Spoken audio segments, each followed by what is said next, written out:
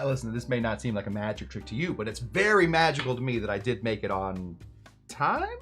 We're a little late. Sorry about that, guys. Welcome to Dr. Cush's Exotic Drinks. I'm Dr. Cush. We are here today to make an easy one. One that we've made before, but one that I think we need. We're not calling this a look back on or back to the basics. We're just making a straight up Saturn drink. If you've ever had a Saturn, you will know sometimes you just need a hot shot of Saturn straight to your veins. And to be very honest, I had all the ingredients. So sometimes that's the drink you make, the one you have the ingredients on. So that's what we're doing. Welcome to everybody. I didn't get a chance to read any. Usually I read all your stuff before we start, so I sort of know where we are. But I have no idea where we are at this point. Let's see. Let's start. Hey, let's start. Should we start? I say we start. Let me say hello to, let me say good evening, Shawnee Baker. Is this the first thing that we got? That's the first thing I got. No, some of them aren't showing. Anyway, you guys are chatting too much. I'm losing some of my stuff. Good evening to you. Shawnee P is here now. There was a bummer earlier. I don't know what that bummer is. I'm walking into this kind of half-cocked, so good to see you guys. Here is Forlorn Hope, our good friend Forlorn. A good forlorn cheers to you guys all. Amy Nordstrom. I got to see Amy Nordstrom's Tiki bar recently. Incredibly impressive. Incredibly impressive. Amy, so glad to have you and glad that you're here. Dougie G in the place to be with a howdy to all of y'all. I'm including myself in that. I'm inviting myself to that y'all party. So howdy to you as well, Doug. Coming directly from Dr. Cush and his exotic drinks. Cocktail Lulu is here. We got a Motu Saturn. It's exactly what we got. I tried, so we'll get into it in a second. Tried to name it something different, but it turns out the Roman god of Saturn and Saturnalias is Saturn. So we're going to keep working on some sort of Italian-ifying this whole thing. GE to you as well. Bootopia 2. Bootopia 2. He's also Bootopia. A Brando Saturn. Yes, please. Very excited about a Brando Saturn. Let me say, did I already say hi to Bon Bon? A winner of the 2025 Cush Tucky Derby. There we go. Yes, Amy Nordstrom. Oh my goodness. Do not get old Bon Bon started. Winner of the 2025 Cush Tucky Derby on the Beachcombers Bash. She will eventually get you there. I will probably be there too. It's going to be a lot of fun. Let's see what else we got in here. We got KT, Kyle Tender is in the house. Tiki Tom is here. The low-carb cocktail guy, everybody knows him as Frank, but I call him by his given name, the low-carb cocktail guy. So that's what his parents called him, so that's what I'm going to call him. How do they know that he was going to get deep into the alcoholic world of low carbonation? I don't know. Just got some local gin. I guess I'll be making a Saturn when I get home. There you go. Good. Okay. I think that's what we got. Okay. J. Popo Galsini. Should we talk about him? There's not much to talk about. J. Popo Galsini was a bartender, just a good bartender, just one of those like solid, salt of the earth, good bartender, just a dude that bartended. And like a lot of us, he competed in different things. He was a competition bartender. Not all of us tend towards competition bartending. I have never been so nervous in my life as when I was doing competition bartending. Anything could go wrong. At any point, you could pull the curtain up and just expose yourself. Not in that way, but as a failure, as an absolute fraud, as somebody that has told people that they are dedicating their lives to an art and a craft, and then you get in front of 4, 5, 12 judges, and those judges have no idea what they're talking about, but they are the ones that get to tell you what your talent level is. It is a bummer. It is a bummer. Not all great cocktails that win, or not all cocktails that are great win awards. Not all cocktails that win awards are great. This is neither one of those, though. This is a great cocktail that did win an award, and it is from 1967. It is J. Popo Galsini. Just imagine calling yourself something stupid like Popo. But that's what he called himself, Popo Galsini. He won the 1967 won best drink in some competition. There's lots of them. I don't know which one it was. Very simple cocktail, but it holds a really interesting place in Tiki-dom because it showed that you don't just need rum. It isn't just a rum game. There is room for all kinds of liquors to be shoved into, just crammed crammed it into that whole tiki experience. This cocktail also, interestingly enough, like a lot of great cocktails, disappeared. Other great cocktails like that, the Aviation, just into the wind. We just lost the entirety of the Aviation until bartenders started to bring that back. There are a few other ones, probably the Negroni. I want to say probably the Negroni.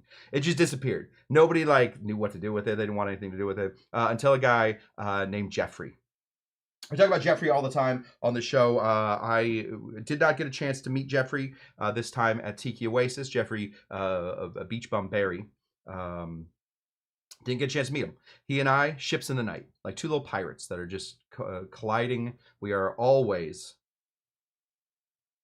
heading right towards each other and just continue to miss each other. I don't think he regrets missing me at this point. Can I just check and see if this camera... Oh, that camera's definitely broken. See what this camera's up to? Ah, yeah, much better. Okay. So anyway, Jeffrey the Beach Bum Barry went through a number of different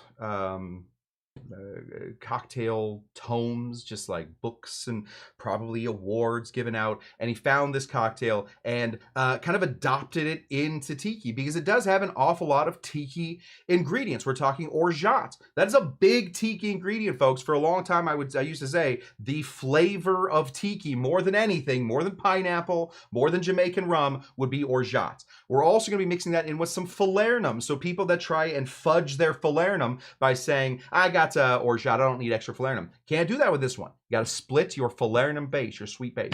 It also adds a little bit of passion fruit that we're going to find a way in there. I was just running to get to the bar, so I'm a little, the term is sweaty. I'm a little sweaty.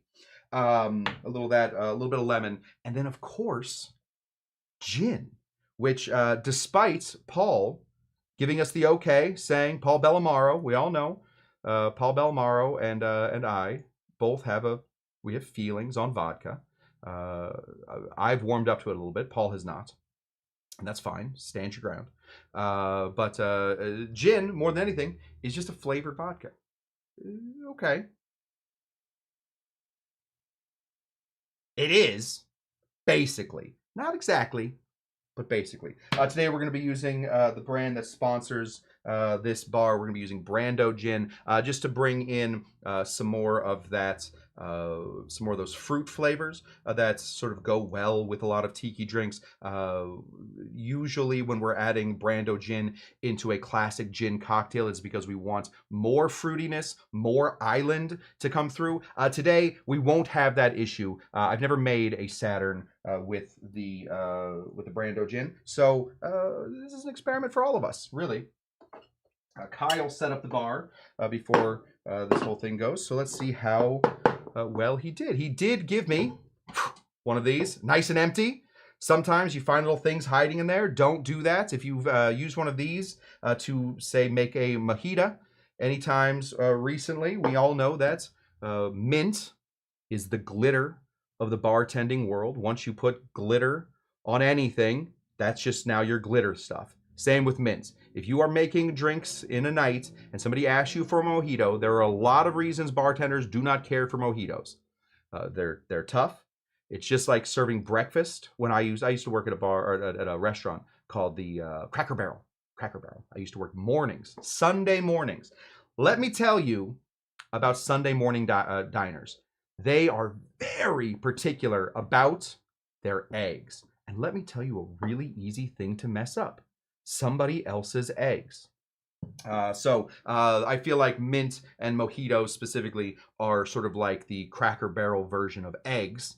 They want them done quickly, and they want them done exactly the way they want them to. Not too sour, not too sweet. And what is too sour, too sweet for anybody? It completely depends. Completely, absolutely does not matter. We've talked a lot about this. Oh yes, because of course there is nothing in here. So thank you, Kyle, for making sure that there was no mint or spiders. No spiders in here and no mint. And I think we're in a good spot. Let's build. Am I talking fast? I feel like I'm talking fast and loud. Maybe because I'm a little frantic, or is it you guys? Are you guys a little frantic today? Could be you guys. I can't tell. We're gonna start over here, cheapest ingredients first. This is our pseudo juice. You notice that it is nice and clarified. Ooh, beautiful. Wow. Is it creepier when I'm here doing this, or is it creepier when I'm here doing this? Ooh. Is it better with more fingers or less fingers? Ooh. I'm gonna get arrested. Okay, we're gonna start over here with our lemon pseudo juice. Pseudo juice is just a way to make lemon juice for home bars because it is shelf stable and it sticks around. Oh gosh, all of these people are still hanging out. Okay, we're gonna start off by adding look at me in the eyes. Look at me. 3/4 of an ounce of some lemon juice. Glug, glug, glug, glug, glug, glug, glug, glug, glug, glug, glug, glug. I would like to shout out one more time these amazing squeeze bottles that have the topper, and look at this, a little place to park your topper. Very nice. Okay, we're also going to be putting in 3/4 of an ounce of some passion fruit. Passion fruit is a notoriously difficult ingredient. It is expensive. It is certainly not shelf stable for the most part. It is somewhat hard to find. And just as a father of a passion fruit tree, withholding, very withholding. We've owned a passion fruit tree back at the house for 2 years now.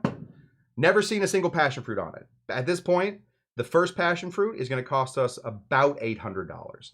So very, very expensive stuff. Oh gosh, not this bottle. I'm talking about passion fruit. So I do want to give a shout out to these guys, the Chinola fellas. Chinola, as I know specifically, nobody's ever told me this. Nobody's ever said this in chat. This is just something that I know.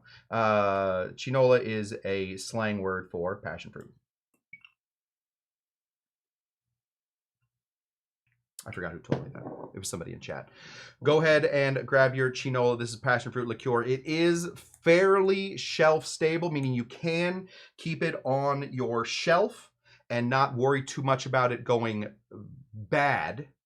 But it will certainly change colors. This used to be a much brighter yellow. It is no longer a bright yellow. Still smells good. Still smells very good. But certainly not as bright and colorful as we have. Sorry, just real quick, because I do want to give him a shout out. We haven't seen him for a while, but Richie the Whiff. I hope you guys are all keeping Lola in your little thoughts. This is Richie the Whiff's bottle.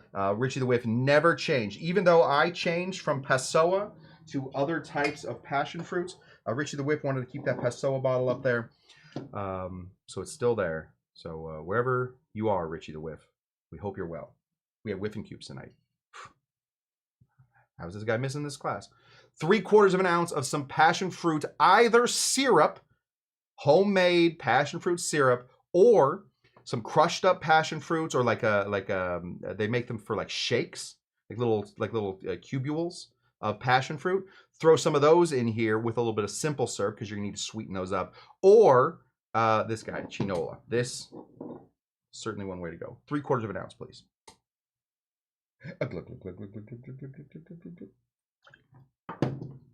Cool. Throw that there. All right, I mentioned earlier that some people do fake the funk on the nasty dunk of just saying if there is orgeat or there is falernum, I'm only going to use one. They are similar-ish. They're similar-ish.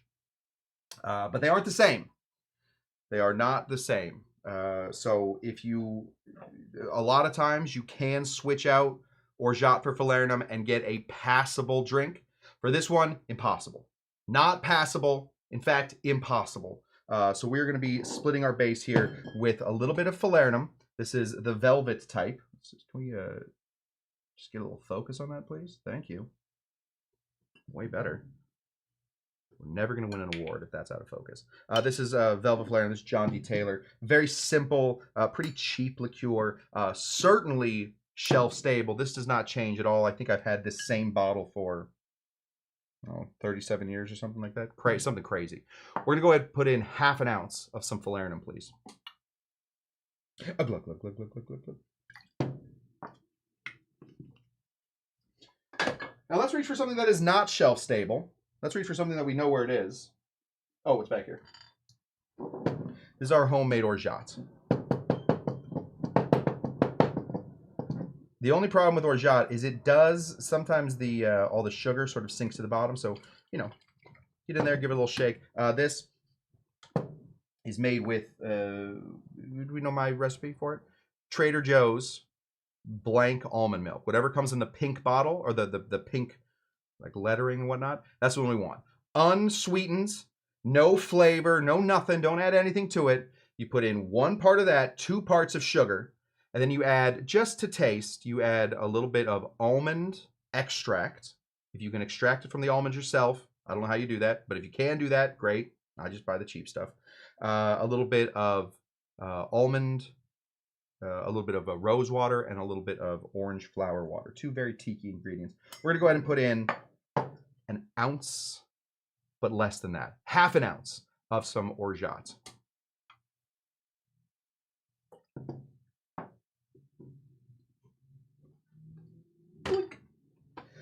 All right. Are we done? No, you're not done. Don't cut corners on this one, guys. If you cut corners and you're just drinking juice, do I have any like partially full bottles? That's not gonna make it. Oh, I think if we put 2 bottles together, we can get rid of 2 bottles. Okay. Technically, this calls for 1.5 ounces of gin. So we're gonna try and get technically 1.5 ounces of gin in here. We're taking our Brando Motu gin, which is the gin of Tiki, so says I. Oh, that's gonna make it. We're gonna get right there, and then boink. Let's see what else we got in here. Oh, we're gonna do it. We're gonna go to 2 full ounces. Now, we have multiple types of pours on this show. We all know the Tiki pour. Tiki pour just means a little more. So when you're done pouring out your rum, just pour a little more. Call it a Tiki pour. Just call it a Tiki pour. It'll spread. You get a little bit more rum in there. You're having a great time.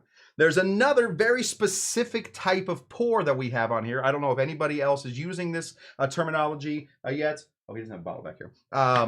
But there's a great type of pour that's called the Apostle pour. Write this down. Everybody run, get your fountain pens or quill, whatever you're writing with these days. Find some W5 or some A5 paper so that the ink doesn't bleed through, and write this down. The Apostle pour. This is what happens when the Apostle pour happens. When a recipe calls for 1.5 ounces, you say no. You say, I'm not interested in that. Instead, you're going to do the Apostle pour, which is 2 ounces. So when a recipe calls for 1.5 ounces, you do the Apostle pour, put in 2 ounces. Beautiful pink gin. Spilled it everywhere. Oh, sorry. Did I not say? I feel like I didn't say hello to Amy Beer. Just got Creole orgeat from El Guapo and Nola. Made with pecans. Oh my gosh. Yeah, you guys can make orgeat with just about any nuts. Do they all count as nuts? Is a pistachio a nut?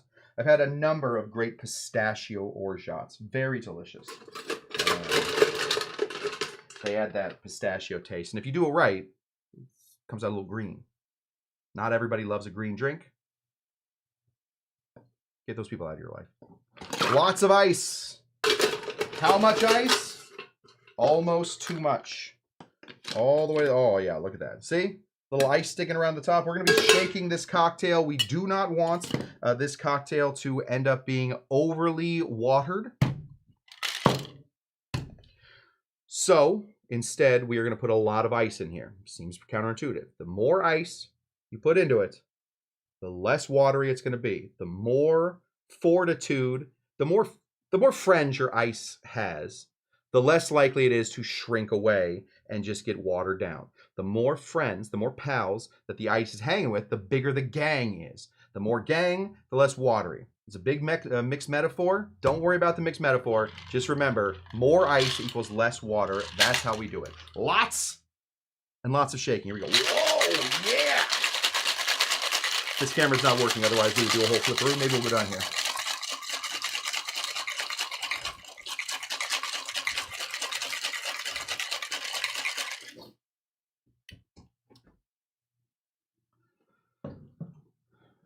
I feel like I look like a bridge troll when I do that. Answer me these questions 3, my friends. we're in a good spot. The gin works well in this because there are such big, flavorful ingredients. We can use a little drying out. However, we are using sort of a sweeter gin in this to help us bring out this the other flavors, more flavors, different flavors. Yes, hashtag Dr. Bridge Troll. Can we do one more hashtag? Answer me these questions 3. Thank you. What do we put this in? I didn't ask Kyle to get me any kind of glassware, and now I'm realizing that some of my glassware is not here. Let's find a fun glass to put this in. We can put it into a pineapple. Oh, there's no pineapple in this. We can put. Oh, you know what we'll put it in? This is what we'll put it in. Right here. These were a gift from Bon Bon many, many moons ago, probably 24 moons ago. That's months, right? Moons, when you just say moons, doesn't that just mean months? Like 2 years ago we got these. So thank you again, Bon Bon. We're just gonna do a, we call this the pump and dump. Some people call this a dirty dump. I don't like dirty dump. Dirty dumps makes it sound like there's, maybe Kyle didn't clean all the spiders out of this. I like the pump and dump, although I have found out recently that that's also something to do with lactating during postpartum situation. We're going to find a better word for this, but do an unstrained dump. We're using that crushed ice that we got in here to just go ahead and fill this up as much as you can. If, oh my gosh, if you end up having a little bit of extra space up here, let me show you what to do. Show you how to hide that.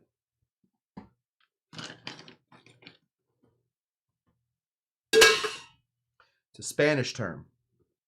It's más helado. Más helado. It means more ice. Take this. This is also a Bon Bon giftaroo from the head shop. Bon Bon trying to save people's lives by not having them make those marijuana smoking apparati, but instead getting them on the old Tiki train by making really fun, interesting straws. What else do we put in here? We'll put one of these. Absolutely. That's good. I think technically the Saturn should have a cherry and then a little orange peel around, and then you somehow, and we've done it before, but you shove the, let's see if we can do it. Do we have an orange here? Kyle, do we have an orange anywhere? No? Okay, don't worry about it. We're just going to put this here. We're going to call it a Saturn. Just don't remember this. All right? Forget this immediately. Oh my God, my teeny tiny tweezers, we've over iced, folks. Just throw that guy out of there. There we go.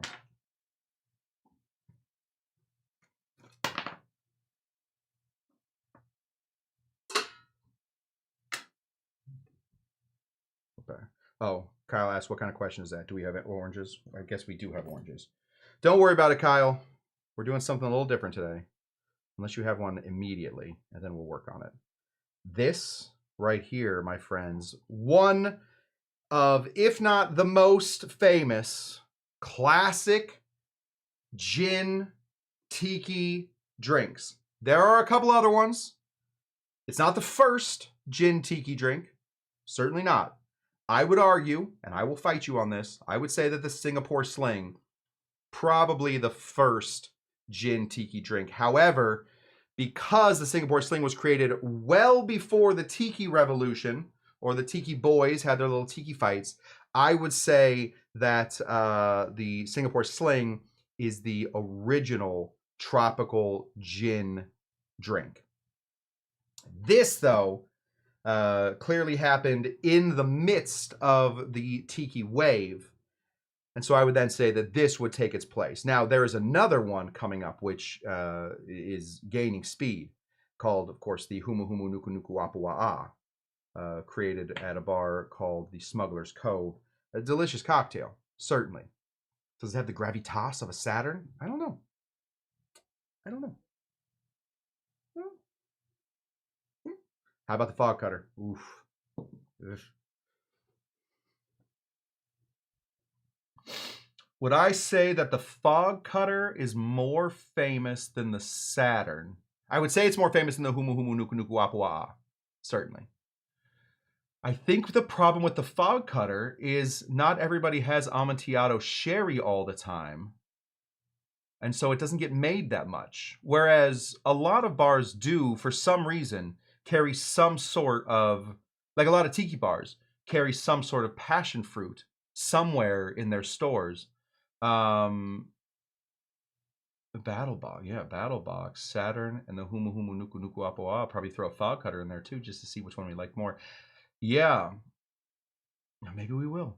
Maybe we will do a battle of the gin tiki cocktails.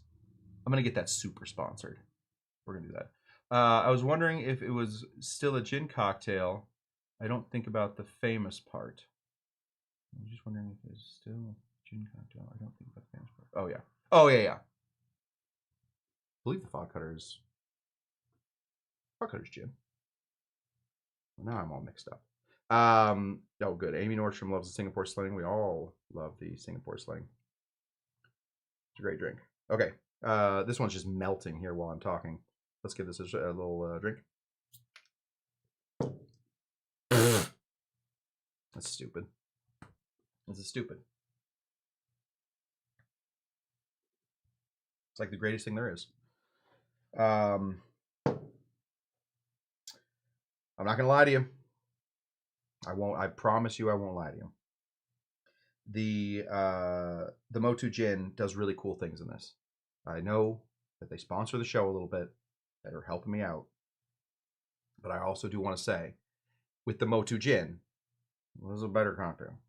It just gives it a little bit more depth of the stuff that's already in there. It gives the fruitiness a little bit of a boost. It certainly makes it feel even more tropical than it was before. It doesn't, unfortunately, turn it pink at all. It turns it the color of the whatever the passion fruit that you're using is. Since the lemon, the lemon we use is clarified, so not going to get a real lemon look in here. And then the falernum is clear. The orgeat's just giving it a little creaminess. I suppose if you use a pistachio orgeat, you get like a green thing going on here. But you know, in the end, I think the Motu does good work. That is why I worked for them for 2 years without ever getting paid. Now I'm sort of getting paid. Not enough. More rounded tropical flavors. Yeah, there you go, cocktail. Absolutely. Yeah, I think that this more fruity, more tropical. Yes, it is certainly more fruity, more tropical. I'm on board. Love all three of them. Yeah, low carb cocktail guy. I think. Yeah, I would say that the big three. Yeah, I would say that the big three, real like in the genre tiki drinks that are gin based, would be the Fog Cutter, the Saturn, and probably the Humu Humu Nuku Nuku Apo Aha. However, their grandfather, the Singapore Sling, is you can't deny that it has a little bit of tiki bona fides. Boy, that's good. That's delicious. Okay. Well, sprinted home so that I could get to the bar as quick as possible. Got to stop by the house before I get to the bar. Got a lot of things to do. And now it's over. All that sprinting. And now I don't know how to end the show. Remember, guys, yeah, tell me, listen, if you guys are, I see that a few of those. Let's just read this from Roger G. First of all, Roger G, you said something, I forget what exactly you said. You said something really funny in the chat that I don't think I picked up on it last time you were chatting. But afterwards, I go back. You guys want a little insight into my neuroses? I do read the entire chat at the end of all of these shows. So if I miss something, if you guys have something to say to me and I miss it, know that I do eventually read it. I go back through and read the whole chat because I don't want to be left out of the joke. Right now, if I was to just skip the chat, you guys would have a whole life without me. Be like going to your mother's house. I don't know what you guys do at mom's house. You guys, what do you eat cake over there? I don't know what's going on over there. It's very similar to that, where like I just feel left out. So I do read the whole thing. Fog Cutter's the only... Oh, sorry. Anyway, Roger, you said something hilarious. I've forgotten what you said, but I remember laughing out loud and then turning to my producer, Motu Jen, who produces the show in an amazing way, and saying, Roger G's really funny. I don't know if that means anything to you. I always like when people say that I'm really funny. A vodka cutter. Oh, sorry. Vodka cutter is the only time in my life I've ever said this cocktail is better with a little more gin. A scorpion feels a little flat without it. Yeah, Scorpion Bowl also has gin, but there's also a bunch of other stuff in that. So I'm not going to give it to the same way I would say like a Suffering Bastard isn't a gin cocktail. It's a big split base cocktail. But yeah, Fog Cutter, I think the Fog Cutter does well with gin. I think the Saturn does pretty well with gin too, but that's just my opinion. Empress Gin could make it purpley. That's always good. I use Aviation Gin brand up here north, the whole Ryan Reynolds thing, and I don't know any better. Hey, whatever gin you got, whatever gin you're pouring into your drink, that's the good gin. All right? Good. Roger is very funny. Perfect. Well, okay. So then we all agree. Oh, Amy Nordstrom is saying hello. I like Ryan Reynolds when you can get Brando. I like Ryan R2. When you get Brando Gin in Canada, you should try it. Absolutely. Hopefully, as the U.S. ambassador to Brando Gin, I just keep saying that, and hopefully they don't care that I'm saying that. They didn't actually give me that title. I just say that that's what I am because they don't have one, and that's basically what I'm doing. Hopefully, I will soon become the global ambassador, and we'll make it up to Canada. Yes. Oh, sorry. Hello, Mr. Highway 666. Guys, I think that's what we got. We made a Saturn. It was tough. At points, I didn't think we'd make it through. But like all those sports movies, Rudy, The Blind Side, at the end, we all pulled through. This was a team victory that we were able to absolutely come together and take 30 minutes to make a single tiki drink whilst also listening to all of my silly little stories. So really, this is a team victory. And if you guys have a patch, some sort of like a Boy Scout patch that you can put on your sash at this point for team victory, I think you've all earned that tonight, because without you, this would not have been done. So thank you. I also want to thank my producer, Motu Jin, for keeping this all on track and for keeping Kyle on track because Kyle needed to fill up my ice bucket and make sure that I had shaker tins. And both of those things came true. I did not suggest that he de-spider all of my shaker tins, but he did that as well. So we did it. That's what I got for you guys. Thank you so much for showing up to Dr. Cush's Exotic Drinks. And I'm Dr. Cush. I'm Dr. Cush. We are going to be back here on Thursday for Thirsty Thursday. What are we doing for Thirsty Thursday? Don't ask me that. I don't know. You guys know way better than I know what we're doing Thirsty Thursday. Whatever you guys think we're doing on Thirsty Thursday, that's probably what it's going to be.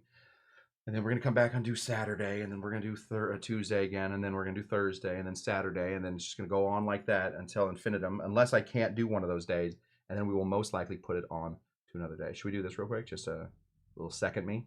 Hey, buddy. Which way? This way. Hey, buddy. Anyway. Thanks so much for joining us. I'm Dr. Cush from Dr. Cush's Exotic Drinks. A big thank you to my producer, Motu Jen, for making this thing possible. We are a two-person team, and also Kyle. So thank you to Kyle as well. Until next time. Oh, gosh. Campari Pina Colada. Yeah. All right. Thursday. Oh, geez, Louise. The problem with it, can I just say what the problem with that is? I don't particularly care for a lot of Campari. So the issue is I know two people in my life that really like Campari, and those are my producer, Motu Jen, and Kyle Tender. So that means that I will not get a drink that night. That's fine.